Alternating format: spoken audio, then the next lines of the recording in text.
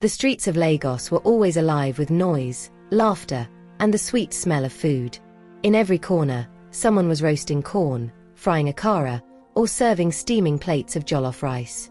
Among the many young women who enjoyed this lively food culture was Amara, a beautiful, cheerful girl who believed that life was too short to waste in the kitchen. Amara loved eating out more than anything. Every evening, she picked a new spot, whether it was a buka, a roadside suya stand, or a fancy restaurant in the city. She knew the best cooks, the cheapest plates, and the trendiest joints. Everyone admired her bright smile and colorful dresses as she walked into food spots. She always made friends easily, because food made her happy, and she shared that happiness with everyone around her. Her best friend, Kyoma, often shook her head in disbelief. "Amara, one day this your love for eating outside will land you in trouble," she would say, laughing but serious inside. Amara always replied with a playful grin. "I beg leave me, Kyoma. You and your pots can't stop me. I can't come and kill myself cooking when people are already cooking delicious meals for me outside." They would both burst into laughter, but deep down, Kyoma worried. Amara's love for outside food had begun from childhood.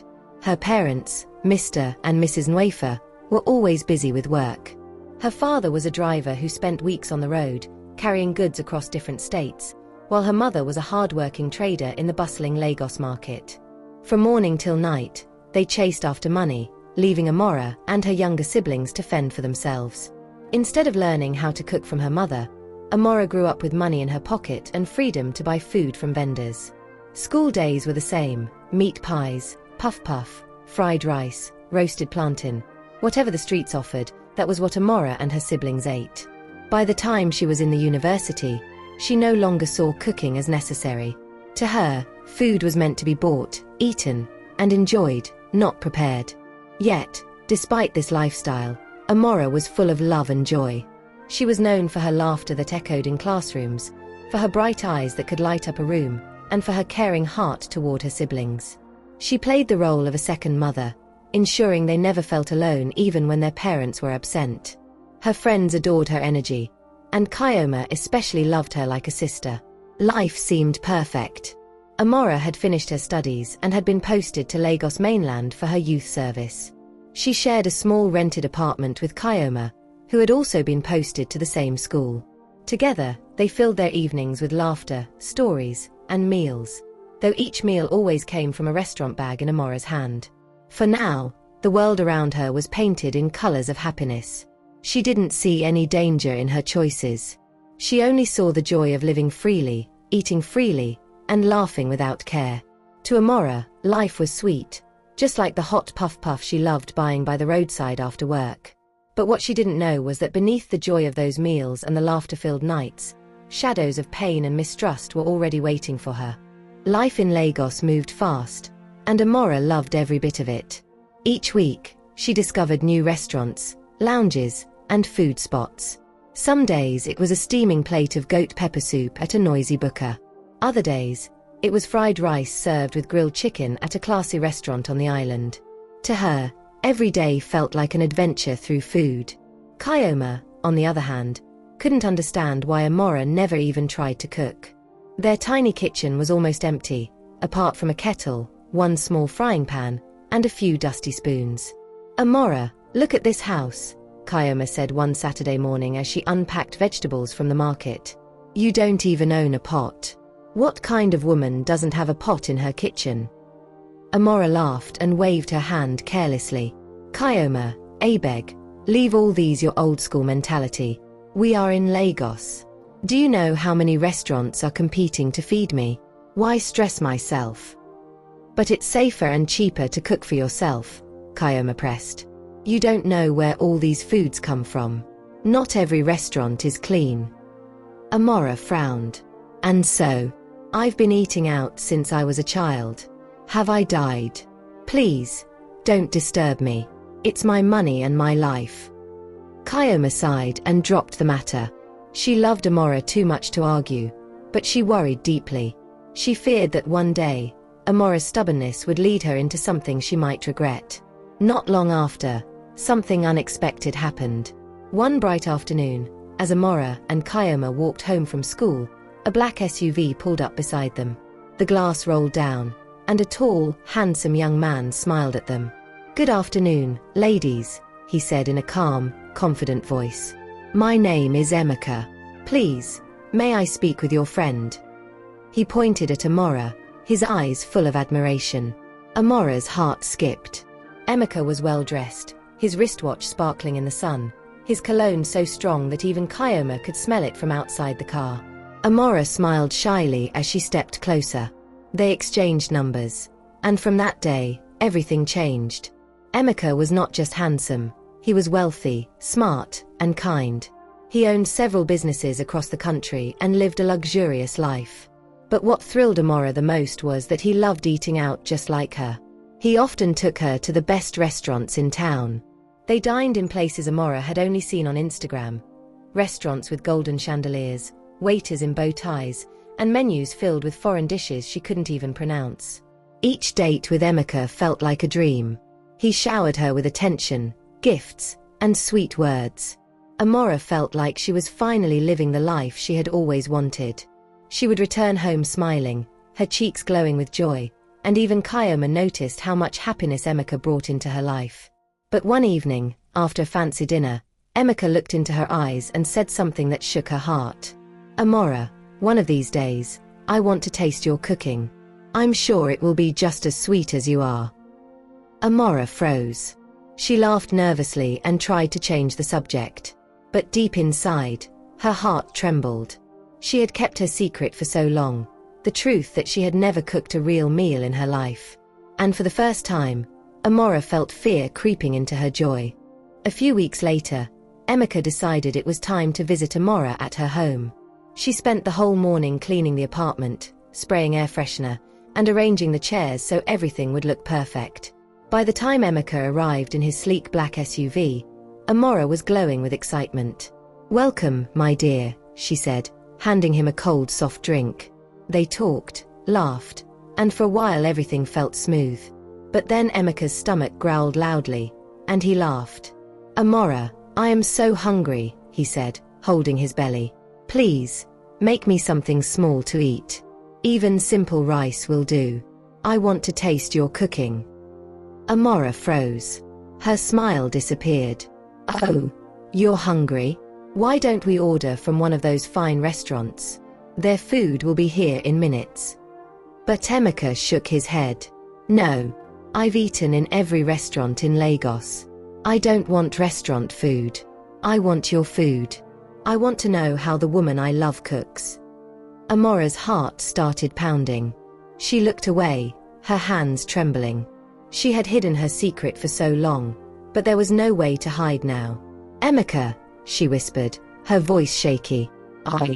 I don't know how to cook." The room went silent. Emeka blinked at her, shocked. "What did you just say?" "I don't know how to cook," Amara repeated, shame burning in her chest. "I never learned. I've always eaten outside. Cooking is not for me." Emeka leaned back, disappointment clear in his eyes. The man who once looked at her with love now looked at her as if he didn't recognize her. "Amara, you are a beautiful woman, yes. But how can you call yourself a woman of the home when you cannot even prepare food? What will happen tomorrow when you have children? Will you feed them restaurant food every day?" Amara's lips trembled. She wanted to explain, to beg him to understand. But Emeka stood up abruptly. "I need to think," he said coldly, and without another word, he walked out of her house. The door closed, and Amara collapsed on her bed, tears streaming down her face. For the first time, her love for eating out felt like a curse. When Kayoma returned from school that evening, she found Amara lying quietly, staring at the ceiling. "Amara, what happened?" she asked, worried. Amara quickly wiped her tears and forced a smile. "Nothing. I just lost some money, that's all." She didn't dare tell Kayoma the truth. How could she, when Kayoma had been warning her for months? Days passed, but Emeka didn't call. Amara drowned her sadness in the only way she knew, eating out. One afternoon, while walking home, she spotted a brand new restaurant on the busy street. The exterior looked luxurious, with glass doors, bright lights, and the aroma of fried chicken drifting out. Curious, she stepped inside. The place was spotless, the staff neatly dressed, and the food surprisingly cheap. Amara ordered a meal, and it was delicious, so delicious that she returned the next day, and the day after that. Within weeks, she became their most loyal customer. The waiters greeted her warmly, already knowing her favorite meals. Amara thought she had discovered a slice of heaven. What she didn't know was that this new restaurant was about to become her greatest nightmare. Amara's new favorite restaurant became her second home. The waiters no longer asked for her order. They already knew what she wanted. To her, it felt like luxury at a cheap price. Every spoonful tasted rich, every plate filled her belly with joy. She proudly told Kyoma, "See this new place I found? Their food is so cheap, so clean, and so sweet. You need to try it one day." Kyoma only shook her head. "Amara, you and outside food, be careful." One afternoon, Amara ordered her usual plate of fried rice with chicken. She was almost done eating when her spoon scraped against something hard. She frowned, looked closer, and froze. A dead cockroach was buried inside the food. Her stomach churned. She pushed the plate away, her appetite gone. For the first time, fear and disgust filled her. But instead of stopping completely, she told herself it was only a mistake. "Maybe it happened by accident," she whispered. "The place is too fine to be dirty." 1 week later, Amara fell terribly sick. Her stomach twisted in pain, and fever burned through her body. Kyoma rushed her to the hospital, where the doctor shook his head after the test results. "You are lucky you came on time," he said firmly. "This illness is from food poisoning. A dangerous bacteria entered your body. Amara, you must be careful where you eat. Not every restaurant is as clean as they look." Amara nodded weakly, swallowing her medicine. But deep down, she didn't listen. As soon as she recovered, she went back to the same restaurant. She couldn't resist. Within 3 weeks, she was back in the hospital again, this time weaker, her body drained. The doctor gave her another warning: if you keep eating from dirty places, you might not survive the next time. Kyoma begged her, "Amara, please stop. You are killing yourself." But Amara was stubborn. She told herself it was just bad luck. Until one Sunday afternoon, when curiosity got the better of her, she decided to investigate. After finishing her meal at the restaurant, she stood up and pretended to be pressed. She asked a waiter for the restroom, but when she got there, it was occupied. That was when she noticed a swinging door at the corner, leading to the kitchen. Quietly, she pushed it open and peeked inside. What she saw made her heart stop. Piles of dirty plates were stacked high beside the cooking area. Raw meat was left uncovered, swarming with flies. The cooks wore filthy aprons, stained with old soup and oil. Their hair was messy, their hands unwashed. Rats scurried freely across the floor, nibbling at crumbs. Then her eyes fell on the chief cook, a fat, dark-skinned woman in a faded sleeveless gown. Amara's stomach turned as she watched the woman scratch her sweaty armpit with the same spoon she was using to stir a pot of soup. Without washing it, she dipped the spoon back into the food. Amara's knees went weak. The smell of rot, sweat, and spoiled food filled her nose, and she almost vomited.